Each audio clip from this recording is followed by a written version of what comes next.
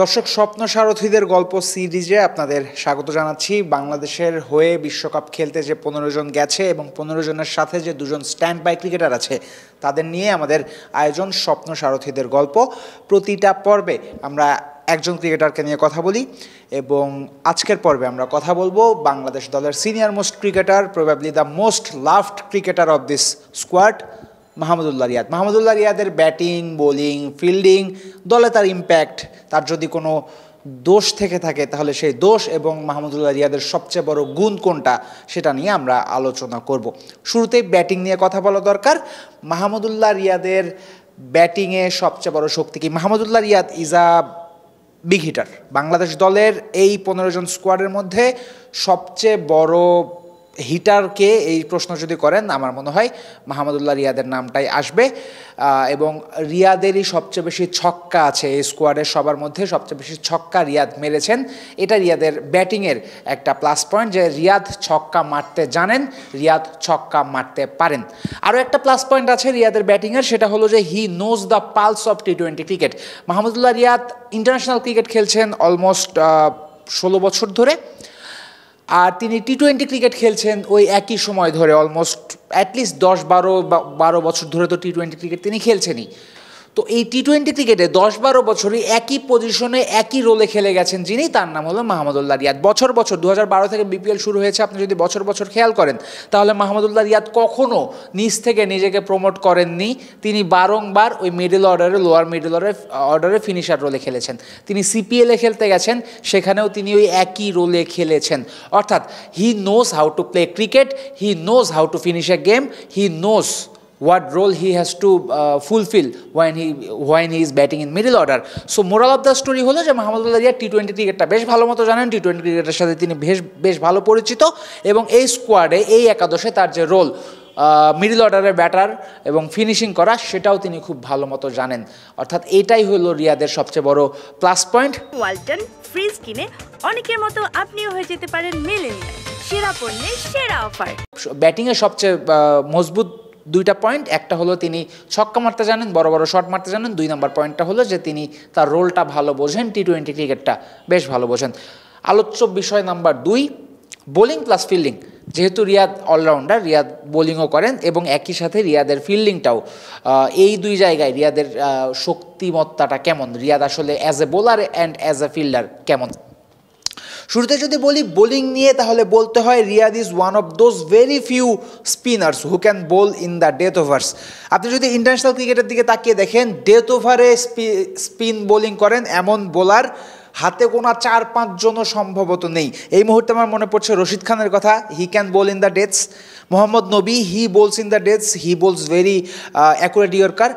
বাংলাদেশের মধ্যে কিন্তু মাহমুদুল্লাহ রিয়াদ আছেন যিনি ডেথে বল করতে পারেন এবং স্পিনার হয়েও ইয়র্কার দেওয়া, পিন পয়েন্ট ইয়র্কার দেওয়া, সেটা কিন্তু মাহমুদুল্লাহ রিয়াদ পারেন। এবং মাহমুদুল্লাহ রিয়াদের বোলিংয়ের আরও একটা বিশেষ গুণ সেটা হলো যে he uses the pitch very well.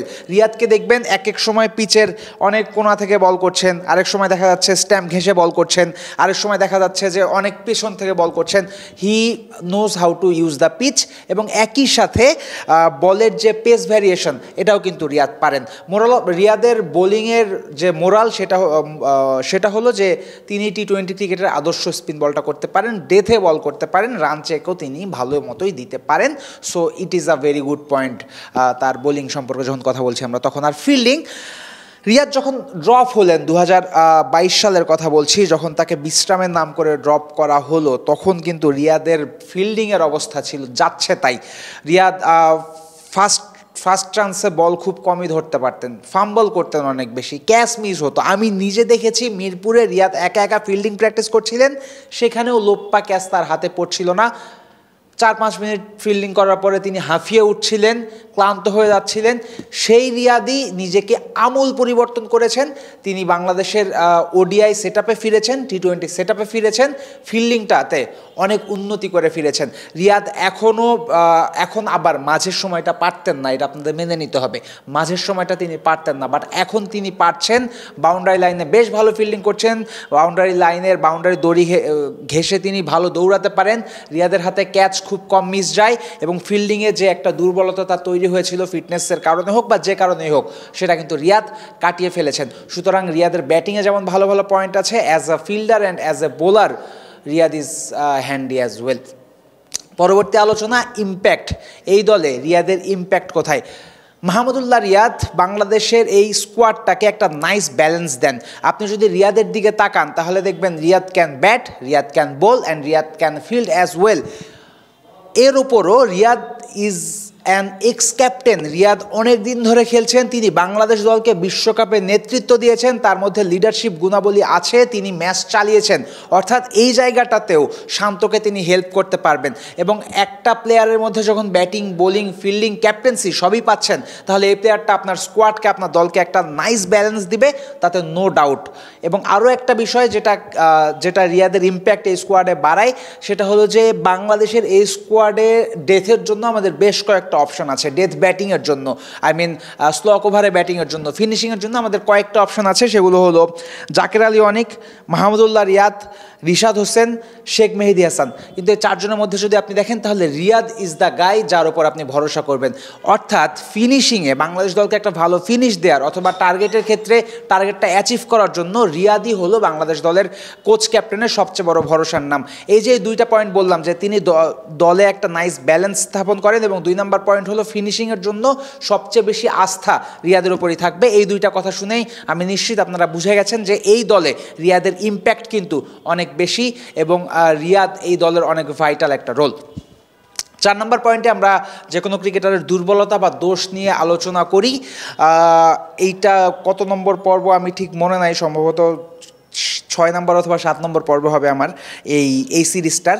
এর আগে কখনো কোনো ক্রিকেটারের দুর্বলতা বা দোষ খুঁজে বের করতে আমার খুব বেশি বেগ পেতে হয়নি, কিন্তু মাহমুদুল্লাহ রিয়াদের বেলা, এই যে কারেন্ট যেই মাহমুদুল্লাহ রিয়াদকে আমি দেখছি, এই রিয়াদকে নিয়ে যখন রিসার্চ করছিলাম, মানে একটু সাজাচ্ছিলাম কী কী বলা যায় বা কী কী তার দোষ, কী কী তার গুণ, তখন আমার বেশ বেগ পেতে হয়েছে। কারণ কারেন্ট রিয়াদের দোষ বা কোনো দুর্বলতা খুঁজে বের করা বেশ কঠিন। তারপরও যেটা আমি খুঁজে পেয়েছি সেটা হলো যে মাহমুদুল্লাহ রিয়াদের আসলে বয়সটা একটু বেড়ে যাচ্ছে, তার রিফ্লেক্স আসলে কমে গেছে। আপনি যদি মাহমুদুল্লাহ রিয়াদের ক্যারিয়ারের আমি বলবো সর্বোচ্চ চূড়ায় তিনি ছিলেন, আমি বলবো 2016, 17, 18 এই 2-3টা বছর। 16 সালে এশিয়া কাপে দারুণ খেলেছেন, 18 সালে নিধাস ট্রফিতে দারুণ খেলেছেন। ওই সময় যদি আপনি রিয়াদের খেলা ফলো করে থাকেন তাহলে দেখবেন রিয়াদ উইকেটে আছেন লাস্টের 2 ওভারে তিনি 3টা 6 মারতে পারবেন। তিনি নিজের ইচ্ছা মতো 6 মারতে পারতেন, অনেক আনঅর্থোডক্স শট খেলতে পারতেন। নিধাসের কথা যদি মনে থাকে আপনাদের, তাহলে ওয়াইডের অনেক বাইরের বল তিনি মেরে দিয়েছিলেন কিন্তু শ্রীলঙ্কার এগেনস্টে। আবার উদানাকে যেটা 6 মেরেছিলেন, পায়ের বরাবর জাস্ট ফ্লিক করে 6 মেরেছিলেন। এই ধরনের শটগুলো রিয়াদ এখন চাইলেই আর মারতে পারছেন না, কারণ তার শরীর সম্ভবত আর সায় দিচ্ছে না, তার রিফ্লেক্সটা কমে গেছে। এখন এইটা অবশ্যই রিয়াদের দোষ নয়, কিন্তু এটা একটা দুর্বলতা অবশ্যই, যে তার রিফ্লেক্সটা কমে গেছে। আপনি যদি ধোনিকে খেয়াল করেন, ধোনি এখনও উইকেটে আসেন, মারেন, কিন্তু আগে ভাগে আসেন না। যখন 1-2 ওভার বাকি থাকে তখন আসেন। কেন আসেন না? কারণ ধোনি নিজেও জানেন তিনি দীর্ঘক্ষণ ব্যাটিংটা করতে পারবেন না। মাহমুদুল্লাহ রিয়াদের ক্ষেত্রেও হয়েছে তাই। তিনি এখনও ব্যাটিং করতে পারেন, এখনও তার ছক্কা মারার ক্যাপাবিলিটিস আছে, কিন্তু ওই যে বললাম রিফ্লেক্সটা কমে গেছে। এই কারণে আগে যেই শটগুলো ছক্কা হতো সেই শটগুলো সম্ভবত আর ছক্কা এখন হবে না বা হচ্ছে না। রিয়াদের দুর্বলতা বলতে আমি এটাই খুঁজে পেয়েছি। লাস্ট পয়েন্ট যেটা, সেটা হলো যে রিয়াদের সবচেয়ে বড় শক্তি কি? Riyad is a warrior. এর বাইরে এর চেয়ে বড় শক্তির জায়গা আর কিছু হইতে পারে না। রিয়াদ একজন যোদ্ধা। তিনি টেস্ট থেকে বাদ পড়েছেন, আমি বলবো সম্ভবত যৌক্তিকভাবেই বাদ পড়েছিলেন। পাকিস্তানের এগেনস্টে নাসিম শাহর হ্যাট্রিক বল, অনেক বাইরের বল, রিয়াদের মতো এক্সপিরিয়েন্স একজন ক্রিকেটার ব্যাট চালিয়ে ক্যাচ দিয়েছেন, নাসিম শাহকে হ্যাট্রিক দিয়েছেন, এরপরে বাদ পড়েছিলেন। আমি বলবো যৌক্তিকভাবেই বাদ পড়েছিলেন, বাট হি মেড শিওর যে he comes back. He came back, he scored century and then he retired. ODI থেকে বাদ পড়লেন, এগেন সেম প্রসেস ফলো করলেন। He came back, he delivered, he proved himself and now he is a part of our ODI team. টি-20 ক্রিকেটের বেলাও একই। Last world কাপের আগে তিনি ক্যাপ্টেন ছিলেন, ওয়ার্ল্ড কাপের ঠিক আগে ভাগে তিনি ক্যাপ্টেন্সি হারালেন, ওয়ার্ল্ড কাপ স্কোয়াডে জায়গা হারালেন, but look at him, this world cup he is going to play for Bangladesh again. So main যে শক্তি রিয়াদের, সেটা হলো যে তিনি একজন দারুণ ওয়ারিয়র এবং বাংলাদেশের প্রেক্ষাপটে বাংলাদেশের ক্রিকেটে মাহমুদুল্লাহ রিয়াদের মতো এরকম ক্যারেক্টার আগে কখনো আসেনি। মাহমুদুল্লাহ রিয়াদের মতো ফিরে আসার গল্প আগে কেউ কখনো লেখেনি। এটাই মাহমুদুল্লাহ রিয়াদের সবচেয়ে বড় শক্তি, যে তিনি ফিরে আসতে জানেন। দলের সবাই যদি আউট হয়ে যায়, এরপর আপনি মাহমুদুল্লাহ রিয়াদের উপর ভরসা রাখতে পারবেন। কোনো সম্ভাবনা যদি থাকে তাহলে রিয়াদ ম্যাচটা বের করে আনতে পারবে। এটাই হলো মাহমুদুল্লাহ রিয়াদের শক্তি। একটা লাস্ট কথা বলে যেতে চাই রিয়াদ সম্পর্কে, সেটা হলো যে 2022 টি-20 ওয়ার্ল্ড কাপের স্কোয়াডে যখন মাহমুদুল্লাহ রিয়াদের নাম ছিল না, তখন বাংলাদেশ দলের কোচ ছিলেন শ্রীরাম রিয়াদকে নিয়ে একটা কথা বলেছিলেন। শ্রীরাম রিয়াদকে ধোনির সাথে তুলনা করেছিলেন, এবং আমি তখন থেকেই এই কথাটা আমার মাথায় খুব গেঁথে আছে, এবং আমি শ্রীরামকে খুব সাপোর্ট করেছিলাম। আসলেই ধোনির সাথে রিয়াদের খেলার একটা মিল আছে। ধোনি যেমন ম্যাচ আপনার একেবারে ডিপে নিয়ে যায়, লাস্ট ওভার পর্যন্ত ইচ্ছা করে বোলারকে টেনে লাস্ট ওভারে নিয়ে যায়, এরপরে ম্যাচটা জিতিয়ে দেয়, মাহমুদুল্লাহ রিয়াদও তাই। মাহমুদুল্লাহ রিয়াদ ওই যে 16-18 কথা বললাম, তখন যদি খেয়াল করেন তিনি আছেন স্ট্রাইক রেট 100-র আশেপাশে, কিন্তু লাস্ট 2 ওভারে ঠিকই তিনি 3টা 6 মেরে দিবেন। এখানে রিয়াদের সাথে ধোনির মিল আছে। ধোনি যেমন আজীবন ইন্ডিয়ার হয়ে ফিনিশিংয়ে খেলে গেছেন, ইন্ডিয়াকে বেশ কটা ম্যাচ জিতিয়েছেন, মাহমুদুল্লাহ রিয়াদও তাই আজীবন ফিনিশিংয়ে খেলে গেছেন, বাংলাদেশকে বেশ কয়েকটা ম্যাচও জিতিয়েছেন। ধোনি তার ক্যারিয়ারে সব কিছুই অর্জন করেছেন, মাহমুদুল্লাহ রিয়াদ তার ক্যারিয়ারে কিছুই অর্জন করেননি।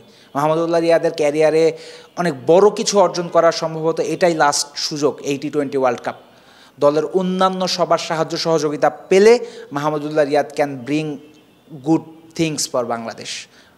মাহমুদুল্লাহ রিয়াদের উপর আপনার ভরসা রাখতে পারেন।